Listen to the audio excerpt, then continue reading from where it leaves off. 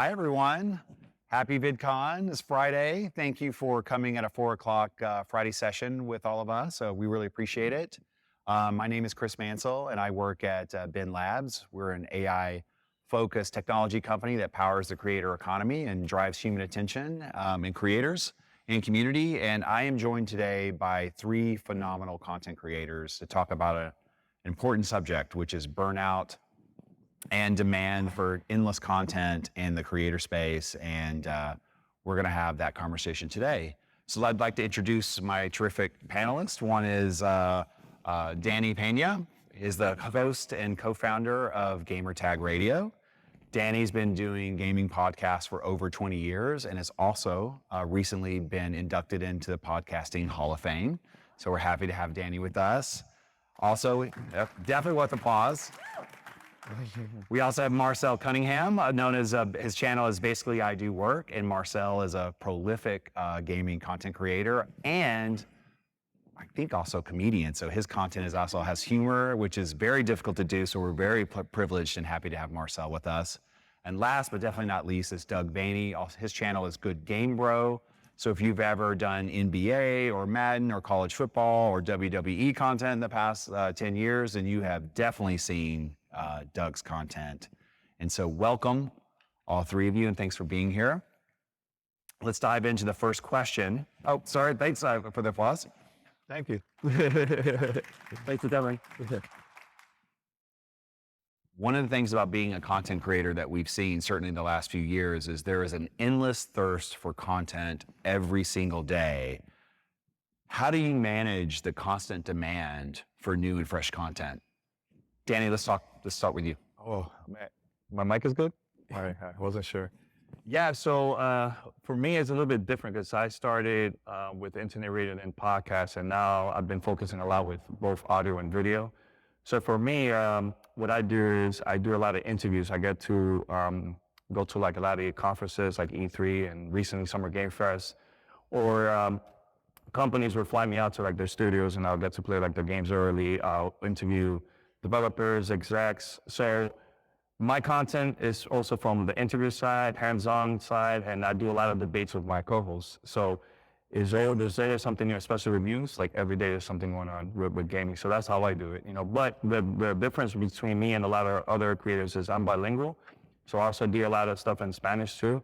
So I've done stuff for like Telemundo and Univision and stuff. So like I think 2 years ago I interviewed Keanu Reeves for Cyberpunk 2077 for Telemundo, but I also grabbed that same content and also had it in English too, so I could spread it out. Because the thing with me is I'm trying to get a whole new audience, not just from the gaming side, but I also want to get a new audience that want to get into like the gaming industry, want to get into gaming. So that's been my thing recently. That's great because you're really driven by the news and you have a lot of content, and the Spanish is really nice as well. And yourself, you have a tremendous amount of competition because you play a lot of Fortnite, you play Warzone, you play Mario, so your content is everywhere, but you're in a very crowded space. How do you keep up with the demand for your time? For me, like having a really good team, I call it the sweatshop, even though it's not a sweatshop. I have like 3 or 4 editors and they kind of like just take turns taking footage. So it's like all I have to do is focus on playing video games as opposed to being like play for 4 hours and then review all that footage for 4 hours. So they're always just being like, when this guy's done, then the next guy's done. So I don't have to like have all that pressure being like go, go, go all the time. So if I want to record a bunch of videos in one day, I can do that. And then my editors will take care of the rest. That's amazing. Doug, how about for you for sports? Are you usually busier in sports season, but how do you keep up with the demand all year long? Yeah, I mean, I think the hard part is when you're not in sports season, you have to figure out, like, how do I keep people entertained if it's in the NFL, NBA, whatever. But I think Marcel brings up a really good point about having a really good team. I think it's having a team that you can feel confident in, that if you are on a trip or you're doing whatever, or you're trying to multitask on something else, that they're going to be delivering what you essentially, are needing from them. I think that's super huge. But I think a big part of it is like audience expectation, like being transparent to your audience and being, if you need time off, if you're busy or whatever that essentially is, letting them know. Every audience loves the schedule, right? They want to know that they have content dropping at 3 p.m. Eastern at 1, every single day or whatever those days are. But I just try to make sure that I'm super transparent with what I'm doing when I'm releasing content, but also letting them know, like, I'm gonna be honest, I'm gonna need some days off. I get pretty tired out there too. That's actually a subject that was going to be one of the next questions. Let's talk about it now. not only do you guys have amazing content, you also have very large channels and audiences and a community. You have fans. And one thing that we've come to know in the games industry is that the fans are going to be demanding. And so how do you react to create some space for your personal life when your fans don't want you to take vacation? They don't want you to play a different game, Marcel. How do you work with your communities? I think the hardest part is being comfortable with just telling people no, which is like everybody you gotta be like, yeah, I'll do this. Yes, I'll do that. But I'm very good at being like, no, please get away from me or please leave me alone. But I do my best to like, interact with people when I have a chance. But there's this very like really weird power struggle where it's if you do it for this person, you have to do it for that person. Right. And that's where it becomes difficult to be like, I got 2 minutes quickly and then I'm done and I'm putting it away. So it's like, I'm very transparent being like, I don't have time. I'm sorry. But it is, I feel bad sometimes. But Yeah, I mean, for me, it's easy because it's pre-recorded content, so I could just record ahead of time and just schedule it. So like right now, I'm trying to take some time off because the past few weeks has been kind of crazy for me with a lot of gaming events happening in LA. So I have stuff now from all the way from June all the way to the end of July. So that's helpful. Also, I know you guys mentioned about a team, my co-hosts, we're always helping each other out. Paris, Lily, and Peter Tolero. We're always recording ahead of time. And we also attend like different events and they'll record, I get the content, put it together. So that's been very, very helpful, man. But yeah, pre-recorded, have a schedule for the future. So. And Doug, how about sports fans? We know sports fans are completely rational and calm and level-headed all the time. Watch out for them Philly fans, man. They're a little crazy, but I think the important part is like working smartly. I think at the same time, when I was first doing content, I've been doing content for a long time. I'm old. I don't want to talk about it. It's a touchy subject, but when I found a really good balance for me of I stream a certain amount of hours, and I'm taking as I'm streaming, I'm also creating like videos through that, right? So I'm trying to find ways to satisfy the streaming audience, satisfy the video audience, making sure that content then goes to my editors who can then make sure they have it done by the timelines that, work best for all of us. Take some of that content and put it on IG or put it on different platforms. And I think that's the super important part is figuring out what works for your schedule, what also works for your audience schedule, and then finding ways to smartly create content so that it can be dispersed amongst everything. Let's talk about content because you have to play a lot of the same titles over and over and over again. So there is again, we talk about the hunger from the audience, whether it's Fortnite or Minecraft or NBA 2K or just the regular interviews for E3, like the audience likes the same stuff. So how do you guys bring the creativity and the passion and the energy to stuff you've been doing over and over and over again every day? Ooh. All right. Well, for me, I usually play all kinds of games, so I get stuff early from different companies. So I'm always changing. It's not always the same thing. But what I like to do is when I know that a lot of my friends are also getting the opportunity, that we're having like the same content. So for example, a couple of years back, I got the Xbox Series X like a month and a half in advance when I was living in New York City. And I wanted to try something different, something new, that I knew that everybody was going to talk about the hardware, the specs. So what I did, actually I was with my wife that day, and I came up with an idea. I was like, how about if I get one of our listeners, he's a healthcare worker in New York, and that was during the pandemic. How about he could come to the studio and we'll surprise him, and he will be the first consumer in the world to try out the Xbox Series X. So I talked to Microsoft ahead of time because, it was under embargo, so they say, hey, look, go for it. And they gave me permission, and I did it, and the video went viral. That's great. So it's good to try new things that nobody else is doing if you really want to get attention from like the viewers and your fans and stuff. So that's been something that's been really helpful for me. Yeah, I love that, bringing in like the fans. Marcel, I know a lot of your content. You play with a crew too, and so you've got partners that you play with. Yeah. So I mean, for me, like 90% of my content is multiplayer based. So if I'm not, on point, I have that other person to kind of like steal the show, and I can like feed off energy. Like when we played together that one time, we played with Legion, and it was just like, let him go, and you just kind of be his backup singers, Yeah. So like that keeps it fresh for me. And then also like creating a challenge within a game. So it's like if we're playing Fortnite, it's like let's try to win this without killing anybody, and you do that for 3 hours, and it's a new experience within the game that you've already been playing for a year or so. So Marcel, do you just come up with that on the spot, or what's your process to think about how do we keep our content like unique or interesting? some of it is like on the spot, or like, you know, when we're inspired by something in game. Sometimes it's like someone has an idea, we'll like discuss it, workshop it. Like tomorrow, let's do this. Like let's chat. Like the Floor is Lava challenge was popular on TikTok, so it's like let's try that in Warzone, which is like stupid and hard, but so yeah, it's random. It's like this is a dumb idea. Let's run with it. Right. So, You never know what could happen. yeah, you never know. Yeah. Sometimes when we have like the least favorite content, that's the one that blows up. I don't know. It's like, sometimes viewers that we don't think are entertaining because they're not entertaining, which is like a weird realm that we're into. Well, it's interesting because I've noticed on your guys' feedback, and Marcel, on one of your videos, like you have fans that they've been with you for years and just like your style and like what you bring up. And so, hey, Doug, for you, like you have the sports world that sort of always presents new things, but at the end of the day, you're still playing the same game. So what do you do to keep it interesting? Yeah, it's tough. I mean, my analogy is like, you know, when you're playing a specific game the entire time, that's your ham sandwich. And you get eat a ham sandwich every day. I mean, the ham sandwich might be good the first day, but by day 30, you're like, I want something else. I want turkey. Like, I just want a piece of turkey. The beauty of sports games, though, I think, is that there's a lot of real life parallels, right? So, you know, you can have something happen in real life. Like I'm a big LeBron James fan. He's the greatest basketball player of all time. Michael Jordan's third. Yep. We can have that conversation later.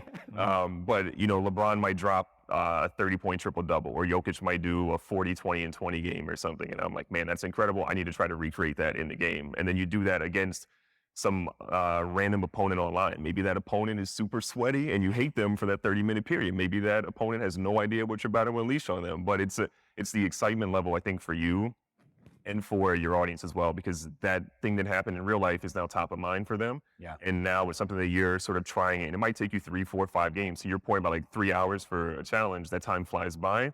But when your audience is along for that ride and they see you actually finally do that challenge that you were like really close to getting earlier, it's a triumphant moment, and it's not just for you, it's for your audience too. And so it's finding ways to bring them along for that journey so that they feel the sense of accomplishment as well. Do you have a process? Do you think about like, hey, let me ask this question a different way. How involved are you guys, or how connected are you guys to the performance of your videos and your metrics and stuff like that, or your feedback for your fans? Like what do you guys use to sort of figure out if you're doing well or not? I spend. Go ahead, Doug. Sorry. I spend too much time looking at data. I think that's like, you know, part of a problem. And I think it's unhealthy to spend too much time looking at it, but you should be at least top of mind aware of like performance and what's happening. I try to personally find a blend of, am I happy making this video? Did this video make me happy? Yep. And then how did it perform? And you can't just be happy making a video and then it's like a 10 out of 10 performance on YouTube and you're like, man, I wish that was doing better. But I try to find a blend of what makes me happy, what makes my audience happy, and then what from a performance standpoint is doing well. And then if I have something that does really well, I essentially have a Google Doc. And then each month I'm sort of categorizing like what it did, how it performed, how I felt about it, how long it was, how easy it was or hard it was to make that video. And when I'm having a creative drought, I go back to that doc and I'm like, okay, in February I did this video, that video was booming, I had a really good time making it, I want to do that again. And that becomes more easy and accessible for me to make content. So I'm, again, trying to avoid burnout and just creative frustration. That becomes an easy resource. So add-on question to that. What would be, if you could recall, something that surprised you about something that you did that your fans liked, that you didn't expect? I did this like simulation of a 20-year career for, I think the first one did was like a Johnny Manziel. I know he didn't really pan out in the NFL, but like at the time it was like a good idea. I did a Johnny Manziel video and I did a 20-year play of his career. And as I was making it, I was like, this was fun. And now I'm like bored out of my mind at the very end. And then I released it and it did well. And I was like, I had more fun making that than I thought I did. And so I kept making that sort of a thing. But to me, it's about what the audience thinks too. You can make a video and you really want to see those first couple of comments, those first adopters that are like, hey, this was great. Make more of this, make more of this. Yeah. And use that as your pulse point. Marcel, for you, like how you and the team know that? Do you pay attention to your data and the channels, or you just care about what feels good and what works, what makes you guys happy? Like, what do you find the balance? Like super early on, it's very important, but it's also very dangerous because you're like chasing that dopamine high of being like numbers. Like I remember getting like an email alert every time someone subscribed, and like when that slows down, like you feel kind of weird and bad about it, so you turn that off. But like to his point, I don't try to do like monthly. I try to do like every 90 days, just because otherwise I check it all the time. But like, you know, the 1 out of 10, the 10 out of 10, that's like the main, like I quickly check that. But I usually do that 3 days after the video goes out because I don't like the initial response. Right. I like to let it sit and like exist before I'm like, oh no, this is performing less than the last video did in 36 hours. So I try to like give it a little bit of time to like breathe because like the algorithm's so weird sometimes and you never know what's gonna like take off. So Yeah. I try to not stay too like in numbers involved because it like makes me kind of like. Let me ask you a follow-up question. So if you and the guys have a spell of less than optimal performance for you guys, like what would be your process or thinking about how you would address that? Usually what I do is in that 90-day period, I'll message my editors and say and tell them which videos perform the best. Yeah. And then I would tell them to like try to copy or try to get on par with his performance or like his video. I've noticed like, cause you can see, the audience retention and stuff like that to be like, his intro was super strong. That's why the video performed well. Let's try to add more in that first initial 3 minutes. Yeah. Let's try to add more like in the middle to kind of keep people from going. So I use them as a comparison and like make them kind of like competitive. And then I give them a bonus, be like, whoever has the best videos gets a little bonus at the end of it. There you go. Yeah. All right, I Make like them that. compete, it's a compete, I'm competing. So you guys have to compete too. So. For those creators, we have creators in the audience. What have you learned or taken away from the algorithm the past few years? If you had any advice to give, what would it be? Be a strong opening and a good title, or what? Strong opening, good title. Tags don't matter at all. Like they say it's like they do matter, they don't matter, they never matter. Thumbnails are important. Thumbnails, title, strong opening. And then like at like a 2 minute, 3 minute mark to make sure that is still good, like fast paced. And Danny, for you, it's slightly different. Well, you have video and podcasting, but we're all talking about viewers and audience. Like, how do you judge that the work is doing well and you're connecting the way you need to? When I first started, I was always looking at the stats. Oh yeah. Every day, right? Because I was excited seeing the numbers growing and everything. Now I'm more of just, I want to make great content. That's all I care about. And because of that, it helped me to get attention for like major press. Because let's say I'm having a great conversation with someone, it gets picked up and it goes everywhere. Now, instead of talking about numbers to an agency or a company that I want to work with, I tell them like, this is an opportunity you can have because of the content that I create. So, for example, we sat down with Phil Spencer for our 1000 episode. And this is like a month after he showed the console, the Xbox Series X. And in that conversation, he talked about a lot of things that wasn't available out there. So a lot of the major press from the gaming side and non-gaming side picked up the conversation and linked it and put it everywhere. So that to me is something that's very important to show that to companies instead of just the numbers. Because I feel like, okay, you get like 1 million views, that's fine, but how about the engagement? Are people actually talking about it outside of that, of that crowd, So I think that's also important for me to show other people about it. So. Do you guys feel, so my next question based on this would be, all three of you have found some happy medium with performance versus quality and a connection with your fans. Do you feel pressure from competitors or the space or the environment? For me, no. I'm always competing with myself. Every year I compare to the previous year. Okay, how was it? That has been very helpful because if I start looking at other people's content now, I'm like, okay, I'm not trying to copy them. I want to just do my own thing, So that's what's been my thing for like since day one. Never compete with others. And by the way, and for you as well, like you play with so many people. Do you feel like you're in just a community that's all you guys trying to win, or are you conscious that there are other voices that?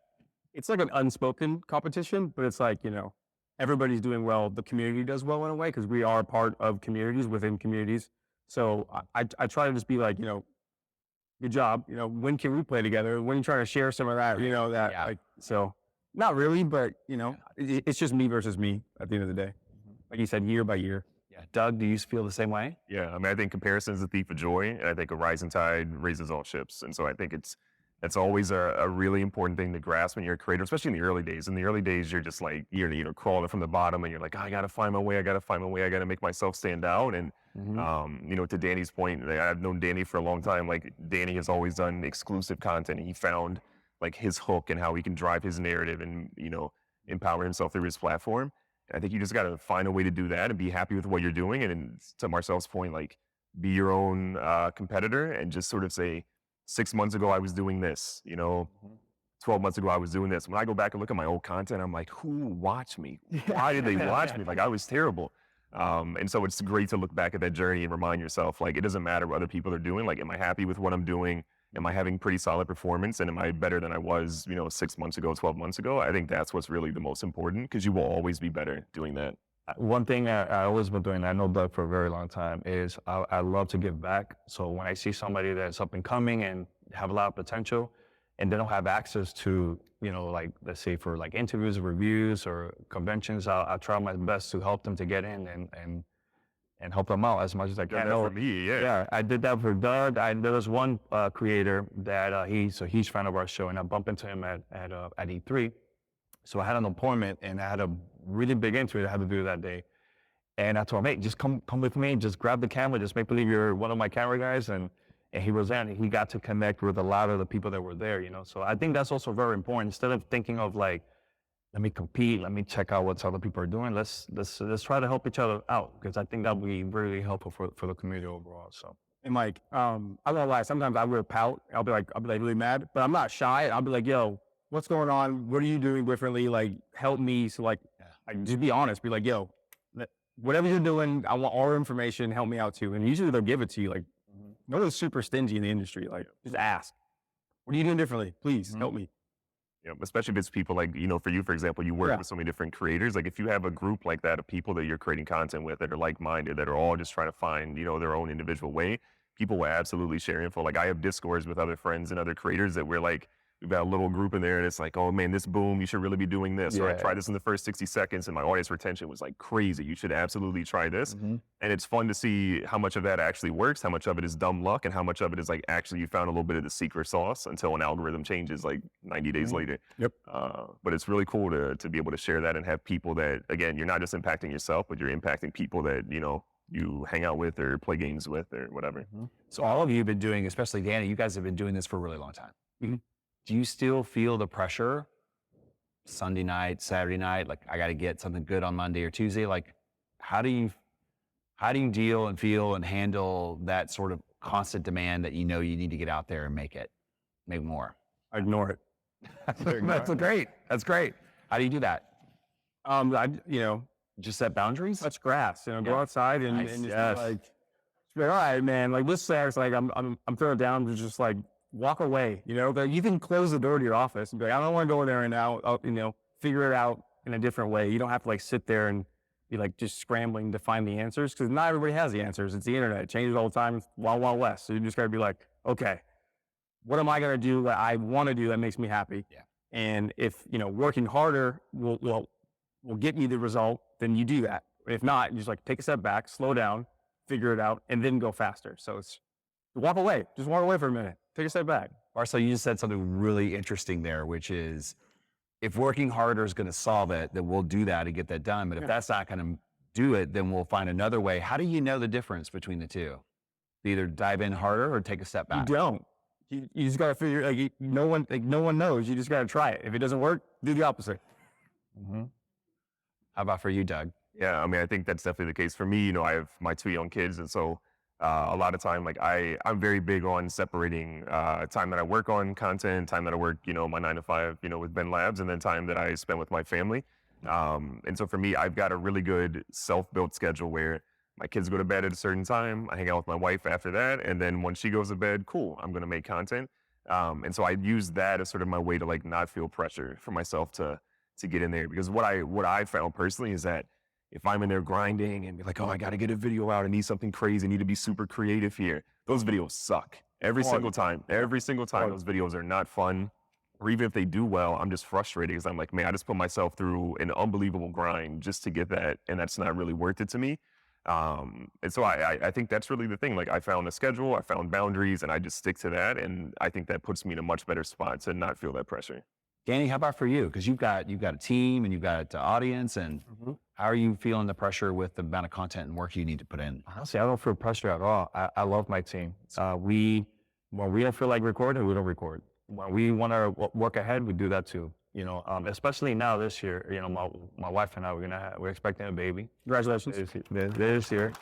So now my schedule is totally going to change again at the end of the year. So I think for me, it's good to take breaks. When I first started, I would go to like events and I will stay up all night editing and putting it up, and I only have like 1 hour of sleep, and then I had to go to the next day to the event. It's not healthy at all. And at the same time, you need time for yourself. You can't just focus on creating content. That's it, because after a while you get burned out, and especially when you start like comparing and copying other people and you see this not successful, it's going to burn you out and you completely want to stop doing this, So for me, it's been helpful to have the right people that I'm surrounded with, positive people.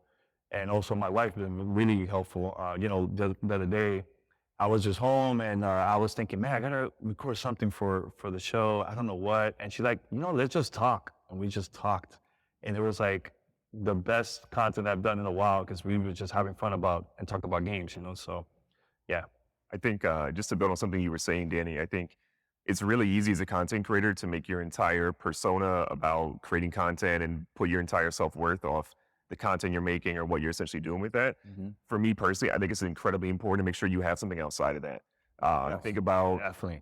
Think about like professional athletes. Professional athletes will have an incredible career, they'll retire, and then there's an identity crisis for them. They've spent not just that 15-year career that it would have been, playing that professional sport, but it was what they did in college, what they did in high school, what they did as a child, like essentially getting all to day, that every point. day. Exactly. It is an unbelievable grind. And so I think as a content creator, you have to find a way to separate to Marcel's point. Like, you got to go touch some grass, buddy. Like you really have to go do something extra. Find something that is your passion outside of just creating content, because you can't just put your entire mentality around that, or else you're going to burn out unbelievably quicker than you would imagine. Yeah, it's wild. Because, we were having that conversation yesterday. For me, I create content, but I do other stuff too besides that. Like I do speaking engagements, I do consulting. I do a lot of stuff besides just content, and it's been good. Like there was 1 year I was working at G4, and I was doing my content, and I was trying to get content for both shows, for my show and G4, and it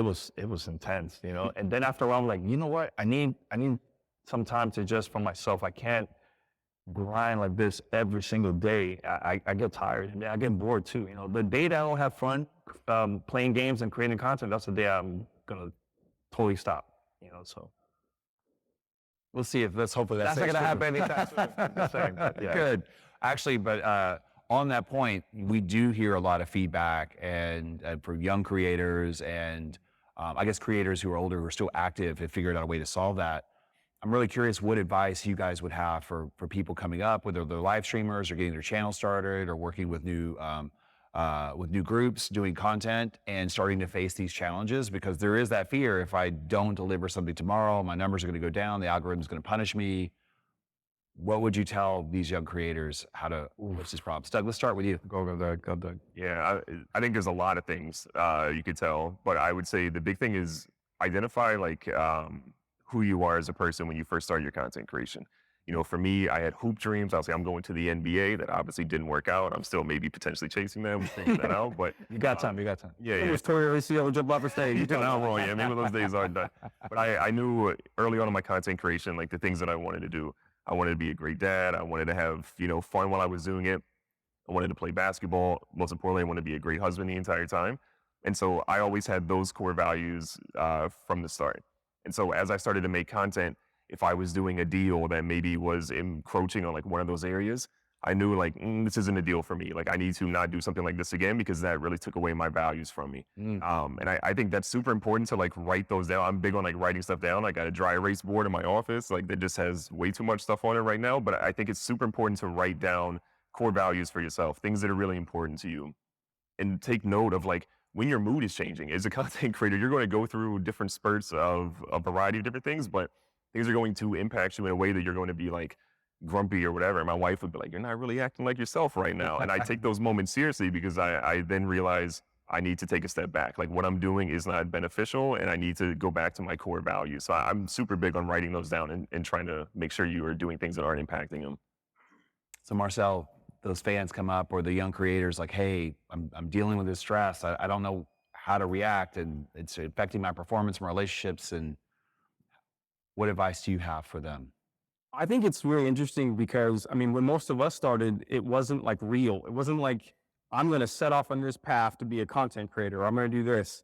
So for me, like my biggest thing in feeling like, okay, to take a break or step away was the financial aspect of it. So like, make sure, you know, you got your business set up, you've got accountants, and like pay yourself a salary and make sure you're putting money away. You're not like flexing all the time on the gram or whatever. Like have that, like that financial blanket. So like if things go south, you can take a step back and reevaluate what you want to do, where you're at, and how to get back to where you were or back on the spaceship that you were rocketing with. So for me, it is just financial stuff, 100%. Just make sure everything is taken care of and everything's being, you know. Did you have to learn that yourself? Oh, yeah. Oh, yeah, 100%, which was like super hard. I mean, luckily I found like an accountant team that like specialized in content creators and stuff like that. So they were able to help, you know, we got to do this, we got to do that. And, you know, we got to make sure we got to light off your office space. We got to do all this stuff. You can spend this much money a month. So it's like, that was really important for me. That's like my biggest struggle. So. Do you guys agree with that? About the other side? That's what I wasn't really early, like really early on. You're just like, all this money's coming to me personally. We're going shopping. I'm buying this. And now it's just like, okay, this is my budget for the month and blah, blah.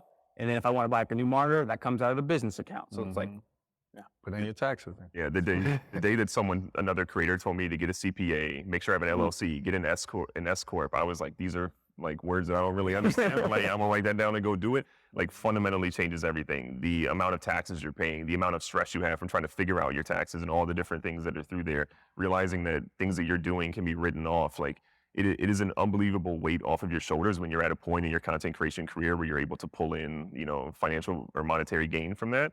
And I wish more creators, again, we don't really teach taxes in American schools, which is one thing, but I wish more creators knew about that early on because it relieves such a burden from you. And Danny, how about from your perspective, like learning the financial side of the business and preparing? Well, I've been learning that because my cousins are into investments and stuff, so I learned a lot from that. But I do want to say, best advice I'll say for anybody that's starting content creation is get out of your house and network. I think to me, that's something that's been very, very helpful for me to go out there and just talk to people. Like, for example, a couple things. One, in 2001, I was in New York City. This was like two months after 9/11, and I found out that Nintendo and Xbox, they were going to be in town to like promote their products, promote the new consoles, and I just showed up. And at that time, I had a tape recorder, so I was recording interviews like that. So I was recording people that were in line, people that were at the event, and I just straight up went up to them like, "Hey, is it possible for me to get a badge? Because I would love to cover this event. I have a radio show online." They were like, "Sure," and they just gave me a badge. So right there, it gave me access to go behind closed doors. I got to talk to people that worked on Halo and you know worked on the GameCube and all that stuff. And it was just because I got out of my house. Imagine me just creating content and not getting in the house. I'm depending on people just find me online. Yeah. You're gonna miss out a lot of opportunities. Another thing too is build your community. No matter what, build your community. Look for them. If you want to do like smaller meetups, if there's anything going on locally, go over there and meet your listeners or your viewers. That's also something that's been really helpful for me because here's the thing: if you're trying to get sponsors and you don't have no community at all, then why companies are going to sponsor you? You know, like my friend, he has a podcast network all about horses. And the show that has the least amount of listens, that's the one that he makes the most money, and he makes 6 figures. You know why? Because the listeners, they love his content, and they every time he talks about a product, all those listeners buy the product. Yeah. You know, so it's not about having 1 million followers or 1 million viewers or downloads. It's about the engagement. It's like, are people actually taking action to buy the product? You know, there's a really good book and an article you find online called 100,000 True Fans. Mm-hmm. That if you can find that, you won't really have to work a day in your life afterwards, which is kind of inspiring. Marcel, we talked a little bit about your audience and fans, but like, how do you deal and interact with your fans and followers? I normally don't go outside that often. It's like grocery store and like whatever, and then whatever my girlfriend wants to take me to. But like, for instance, like I have a nonprofit and it's for, you know, kids in high schoolers that don't have access to like computers and gaming equipment. And we teach, you know, how to not be a bully online and stuff like that. And I actually went to like the grand opening, and there was probably 100 kids, but only like 10 of them were actually subscribed to the channel and knew who I was. So like I gained like 90 subscribers. So it's just like, just be friendly. And it sucks for me because I have a very like, don't approach me, don't talk to me resting face. Yeah. But I'm like real nice. I'm not really, but I'm really nice. So it's like, I'm usually just like, like, what's up? I'm like, hey. So just be yourself and just be chill. There's probably a meme out there for you. Yeah, 100%. Yeah, exactly. Doug, how about for you? In terms of just sort of like the Dealing audience. with your audience, your fans, and reaching out and connecting. I think it's super important to have some level of connection with them. Like I initially had my YouTube channel and I was doing different things. I tried to reply to comments, and at first I was Discord. like every comment. But Discord is the wave. Like that's 100% where I try to focus a lot of my attention. And I break my audience into like 2 different categories, and it's optional. They choose these. I don't choose these. One, you can be part of the varsity club, which is we're athletes out here. I'm trying to go to the NBA. And then the other part is the sausage finger Mervins, is what we just call the people that What? Sorry, repeat that. the sausage finger Mervins. That's their choice. They can choose to be that. And I chose the name Mervin because I've never met anyone named Mervin. And if someone in here is named Mervin, that's a really odd coincidence. But for them, like I think it's super important for your audience to have something that they can latch onto from like a naming convention, or just sort of like how you essentially refer to them. And my audience that sort of loves to troll me and tell me I'm like 5'1" and just tell me I'm not athletic and I'll never go to the NBA. Those are the sausage finger Mervins. And then the varsity club is like mostly the nice people. But I try to have a lot of like touch bases with them. I try to do giveaways back to them as well. It's great you're talking about the nonprofit. I have basically there's an old schoolhouse from my neighborhood that I grew up in that was used during segregation that like my grandmother and a lot of my family had to go to. And one of my best friends, like he's essentially rebuilt it. And so every year we try to basically work with my entire community to like raise money for that, so we can give computers and games and different things. That's cool. And that gives them a sense of ownership of like what they were contributing to as well, right? Like I'm a content creator, I've done really well, and I don't really need them to like come send me donations all the time, even though that's great. But if we can make something that actually works for other people, they can really see what it does. So when they see pictures of like, oh, these kids who didn't have access to games, who now have consoles and have PCs that they can essentially play games on, and now they're just like them, they're into the gaming community, that is such a massive wave for them. So I think it's one, helping them get an identity, whether it's a good name or bad name, you can choose which one. But 2, it's helping them find a way that you can all do something together and they can feel a larger part of it. Diddy, I know you've done some of that. You've written some books as well, and so you've done a lot of giving back. Can you talk a little bit about that? Yeah, so let me talk first about, I don't want to do a promotion right away, but I want to talk about my community because I love my community. They are like #1 street team that ever. So for me, every time I go to different cities, I'll talk about it on the show. Let's do a little meetup. People hit me up, hey, Dan, let's get together. So that's one. Another thing, make sure to treat your listeners, like let them be part of your journey. So like for me, when I got inducted to the Podcast Hall of Fame, I took my community that I've never met ever. I met them at the event. We did the red carpet together. And the first people that I thanked when I got my award was them, because they were the ones that made my show and my content successful. Another thing that I do is if I go to like an esports event, I did one with Call of Duty, Activision, and I took my listeners locally from Ohio, from Cleveland, and it was like 5 or 6 of them, and I took them backstage. They got to meet like the favorite esports players. They got to see how it is behind the scenes. They got like full access. So like, I try to, as much as I can, I try to get them access and for them to experience that, and also the listener that surprised them for him to play the Xbox for the first time. That to me is very, very important. Let them, experience that. So they're never gonna forget that. You know what I'm saying? So What's interesting from all 3 of your stories is we talk about stress and burnout and trying to stay creative, and it's interesting that all 3 of you have a way to give back to the community and to do good with the relationships you have. And I think that's also a positive lesson, which is not always about the channel and performance and you and your career. It's about what you can do that's good for them and for your community around you. yeah, and here's the thing. I know you mentioned the book. Yeah. So I have a children's book about my life, like how I started as a kid playing video games, and then like my grandmother bought me an Atari 2600, and got really into games, and then old. Oh yeah, I'm very BC, before Christ. But so yeah, like I started like that, and then I really wanted to start a business. So when I was in my early teens, I was living in Dominican Republic. I told my mom, Like, hey, mom, I'm going to get all my friends from around the way, around the local city for them to play my Super Nintendo Sega Genesis, but I'm going to charge them like 15 minutes or 30 minutes or up to an hour to play. So the people will come and they'll play like, you know, NBA Jams game and everything. And I made money. It was because of my community that built when I was a teen in the 90s, man. So, but fast forward now with my book, I released it, and all those listeners have been listening to us since they were like, you know, young. Now they have family, they have kids, and they have like their own kids now reading the book about me, you know. So that's something that's really cool. So it's called Danny Let's Video Games, and it's out there, you know, I'm gonna look it up online. But yeah, Danny's being a little bit bashful. One of the themes of Danny's book is like, hey, you can really accomplish your goals. And Yeah. just look at me. So I think that's really Yeah. fantastic. that, and that's also is important for like, especially from the Latino side. You know, when I started, my dad was like, "Oh, you're wasting your time. What is this, video games and stuff?" But now he's like my biggest cheerleader. He's always out there, you know, talking about me and everything. You know? So I did the book also for parents to understand, like, if your child has a dream, support them as much as possible. You know, That's great. So I have one last question, then we'll do some questions from the audience with the little few minutes we have left. But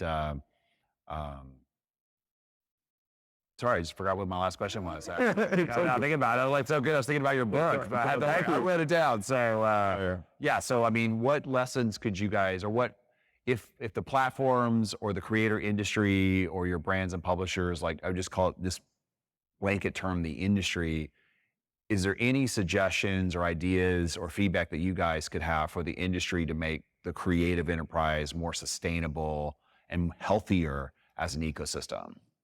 for me, and we had this conversation yesterday, I feel like companies, agencies, I would love for them to try something different and new, not just the typical trend where it's all about the numbers. Because I don't have 1 million followers, but I have a very successful story and a business too that I've been doing now for years, for 22 years. So it's good for people that like to work with other creators, is if there's potential, build that story. You know, I'd worked for so many companies, and it was because they gave me the opportunity. You know, like one time, it took me like 10 years to get Reggie Fils-Aimé, that used to be the former president of America. Took me over a decade to have him on my show. And I just tweeted one time, like, man, that would be my dream, because he grew up also in New York City like me, and I want to get that story, like how he got into the business. And he gave me the opportunity, and we just had this amazing conversation for like an hour, very inspiring. And because of that conversation, he invited me to be part of the keynote with him, to also continue the conversation at a big conference, you know? So things like that, just try to, for agencies and companies, just give back and try to work with creators that has a lot of potential, especially like people of color that don't get no opportunities. When I started, I was like the only Latinos, and I had to like work 10 times harder just to get their attention from everybody else. You know, going to E3, we're only $20 for like a whole week for me and my brother. But I was grinding, trying to get attention from companies, and they ignored me.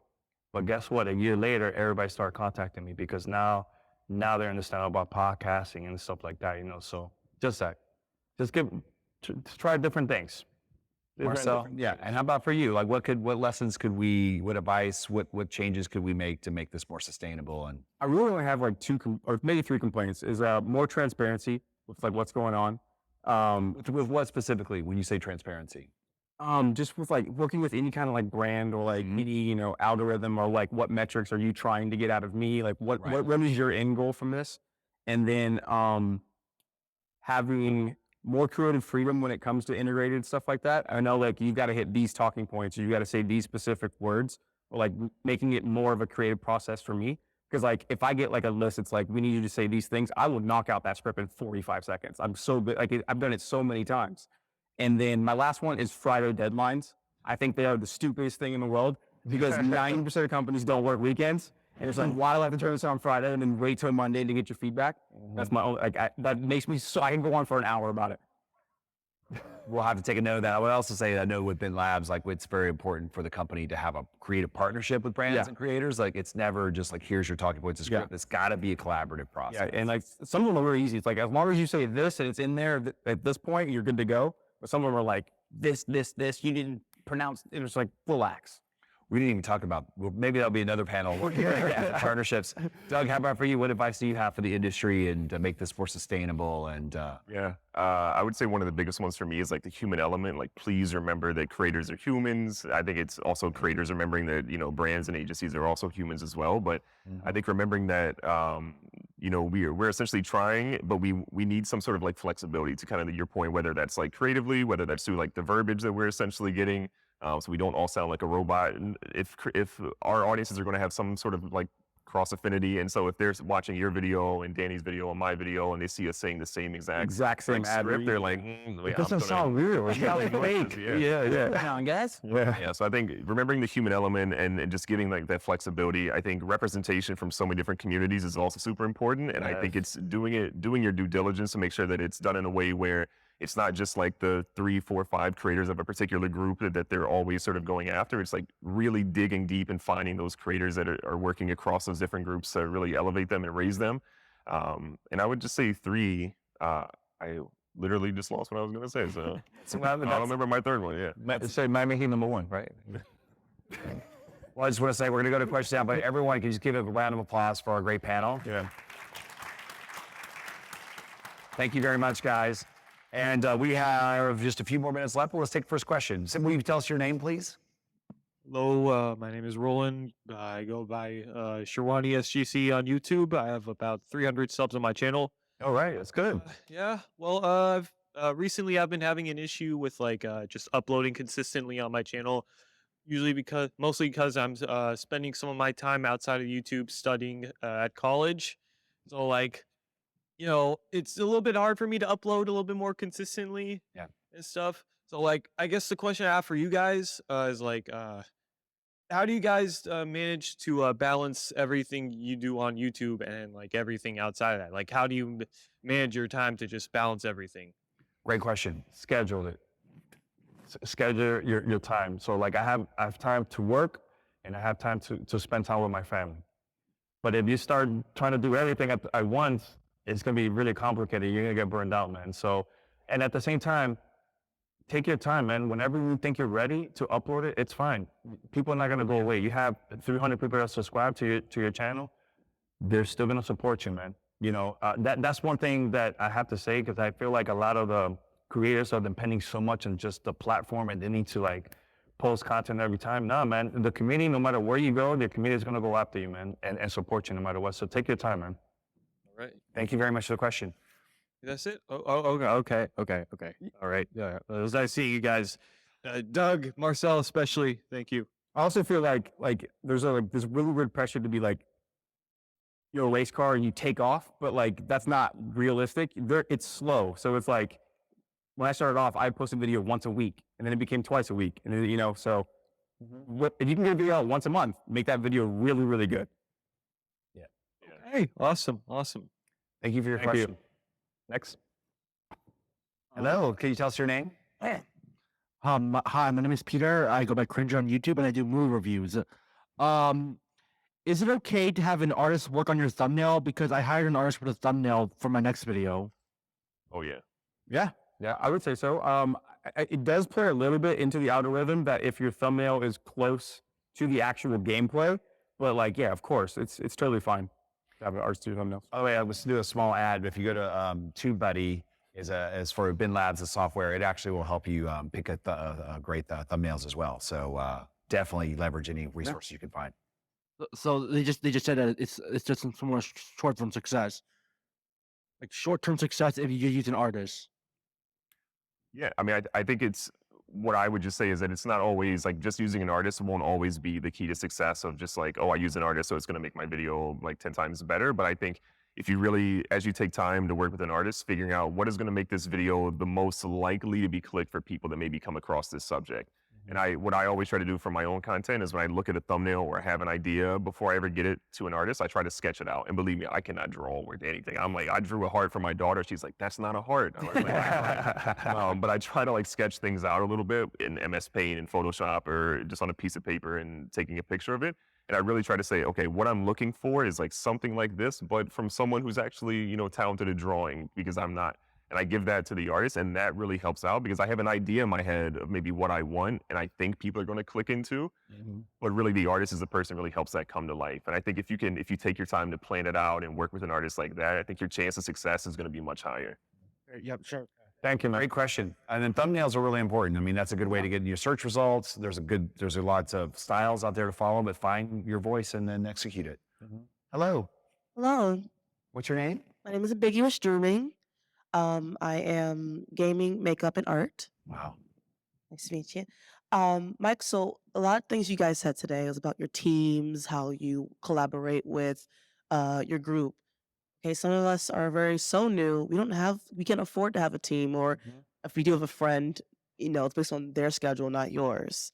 So what is your advice? How did you guys push through your first few content when you had to make the content, edit the content, make your thumbnails and everything on your own?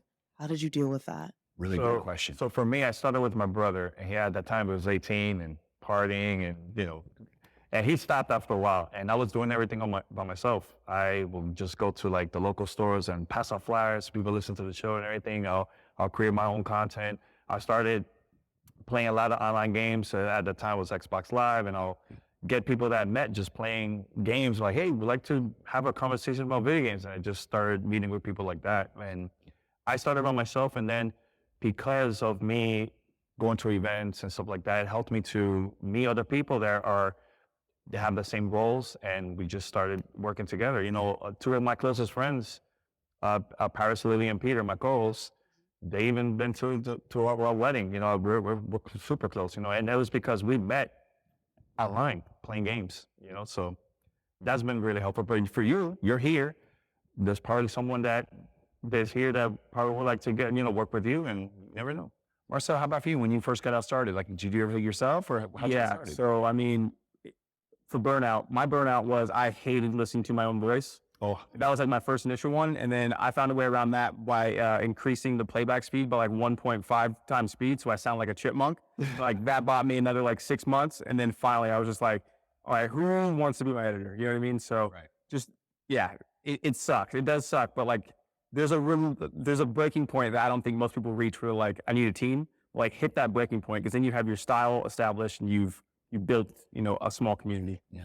Doug, for you? I mean, anyone who tells you the early days don't suck, they're lying to you. Like the early days are hard. Like It's a grind. I remember like It should be a grind. it is, and I remember losing sleep, and I remember just being like frustrated. But I knew I had this North Star goal in my head of like what I essentially was going for. And I don't recommend losing sleep. Like please, No, don't do anything don't. else. Like don't do what I Health did. very important. I prioritize that. That's important. The thing that I would tell you is I was big on like trying to find forums or message boards or Discord communities or something that I wish Discord was around back when I was doing it. But if I were doing it today, I would be looking for like-minded communities. I would be also looking for creators that are making content very similar to mine.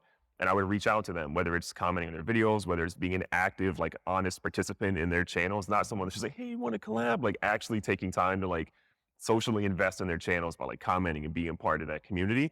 And establishing relationships that way are massive, because you're going to form friendships. You're going to be learning a lot because you're consuming content from someone else in your field and your genre that you're essentially doing. But those people are more likely to have a bond from you when you're actually doing an honest, earnest effort to be a part of their community than just being like, hey, you want to collab? Because we all have these people we want to collab with or do different things with. And every creator gets hit up to collab, whether you have 1 subscriber or 1 million. You're always sort of weary of someone reaching out to you about that. But if someone is showcasing, like I have community members that have had like 200 subscribers that have just been like working their way up, and they reach out to me and they've been a part of the community for so long. I'm more than happy to extend an arm and help them or do a collab or do something of that nature, because I've seen that they're just not here for something quick. They're not just trying to use me. They're actually being a part of this community. And now I feel like, hey, it's easier to help them because I feel like it's just like a two-way thing at that point. And we've done it together for like how long now? Like years, over a decade. We worked tell our age, Danny. And I remember. No, but I'm saying like I remember when he started. He hit me up and my crew, and we started collaborating at events, and it's been helpful not only for me but also for you too. You know? Yeah. So it's more than okay to hopefully like Oh yeah, it's fine. look for an editor who says, "Hey, if you're willing to put the time and effort, I understand. Like, I do believe in compensation, but I'm growing, you're growing, grow with me." Yes. Yeah, exactly. Is it fair to 100%. offer that? Absolutely. Yeah, like finding what your value proposition is to them too. Like they have something to give you for value, but you have something to give them for value, and figuring out what that is. Maybe they need help with XYZ, you need help with this, and you find that way to make it a mutually beneficial relationship. And hey, team, I'm really sorry. We've got 5 more minutes left, so we may only have time for 1 more question or 2 more questions. So I really You apologize. stand over here. Thank you. But thank you. Yeah, sure. Let's just just give us a second. Few We'll finish minutes. up and then hang back, and then we'll be able to. Thank you. Hi. Hi, I'm Kat, at Kat Likes Cats on YouTube. I'm literally just launching a new YouTube channel right now. Right. I had one a couple years ago. Didn't really go anywhere with it, but I'm trying to redo it now. And I want to make gaming content. So I'm wondering, do you guys have any tips since gaming is like there's so many people in gaming? Any tips to stand out individually as a gaming creator? And also just would you recommend if you wanted to build your YouTube channel streaming on YouTube instead of Twitch, or would you Ooh. recommend like What a great question. I could- would ask these guys I that. could answer the first one. Play what you want to play. Be you. Be yourself. okay. Because of that, you're unique and nobody else is going to be you. So don't try to copy trends and copy like, okay, this game is popular. Play whatever game you want. Okay.